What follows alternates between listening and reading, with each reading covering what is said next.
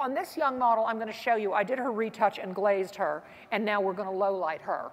And now she's naturally a level 6, 7 blonde.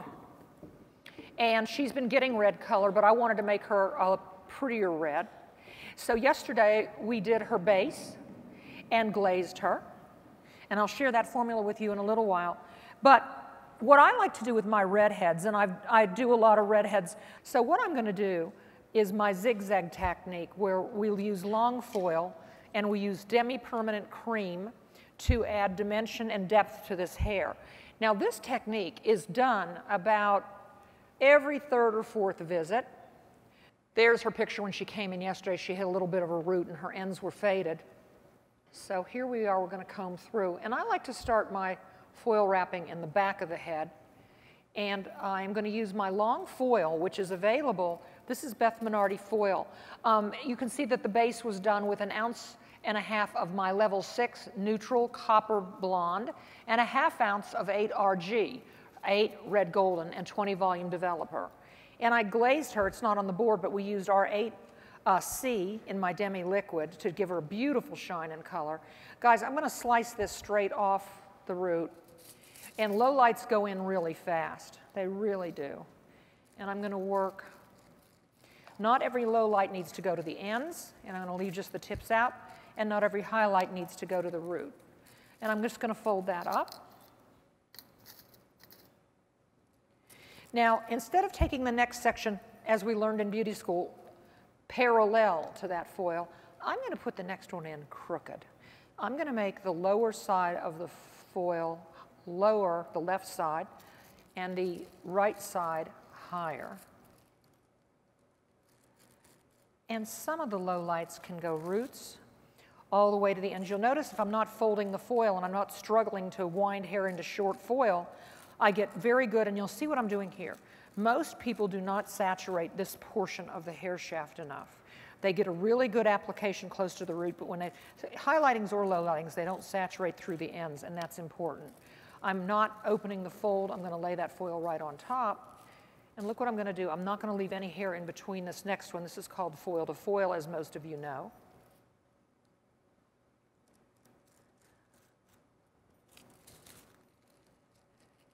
And then I'm going to place another foil in going straight horizontally across the head. And let's slice and skip and slice and skip this one right off the head. And paint all the way down to the ends. Next one, we're just going to go roots to mids. And I'm going to put the foil on top. This helps you go through pretty rapidly. I'm going to use 2 pins here. I pin the foils in so she can walk around and use the phone and nothing goes anywhere. And now I'm going to put a zigzag foil in crooked with the left side higher than the right side. And let's slice and let's slice and let's slice. Low lights can be larger and denser than a highlight. Highlights need to be a little finer if they're going to look great.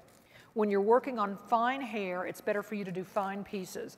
Big, chunky highlights in fine hair kind of look like a mistake.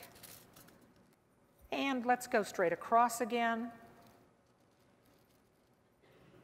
Slight highlights or lowlights look machine done. Slice and slice. And let's go roots to 3/4. Foil on top. They should be placed in the hair. And the thing you could just say in your notes, Beth said to put the hair in crooked. Put one foil in straight, make another one bent. Make another one crooked, make another one straight. Make another one straight. Because you're going to get a sexier look. You're not going to get, have you ever been blowing dry a head and you see the stripes when the hair is wet and you're going, dear God in heaven, please when I dry this hair, make it not look so stripy, right? Because it looks like striped, striped, striped. But then when you blow it, you go, oh good, it's not as stripy, it's not as stripy. And again, not every low light has to go roots to ends. Now, she obviously won't be back for the end of this class, but she will join us directly afterwards at the booth so you can look at this hair. And let's do something bold here. Let's do, with a low light, you can make a bigger statement because you can put more hair in each foil. When you're doing highlights, you really have to do many little foils close together to get that look. Let's do this one, and let's do a couple back-to-backs to make a real interesting, deeper place in this hair, but not equidistant in width, but a little impressionistic.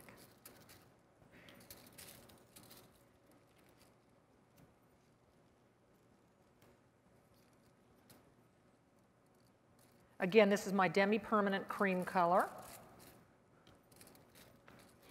You'll see that if you start using demi-permanent creams to do your low lightings, clients will not come back with faded low lights. They hold better than, the word permanent color is kind of a misnomer. Permanent color isn't really permanent. It's just the lifting action is permanent. Demi-permanent color is a mixture of permanent and direct dyes that do everything except they don't lighten the hair. They can match or darken the hair. Demi creams are great for covering gray and doing low lightings and toning double process blondes at the regrowth area. We have a question right here. We know each other. Hi. Hi, Beth. I just love your work, honey. Thank you. I love you too. I know. Anyways, I was wondering, I know you always do this with a lot of reds. Can you also low light with cools too?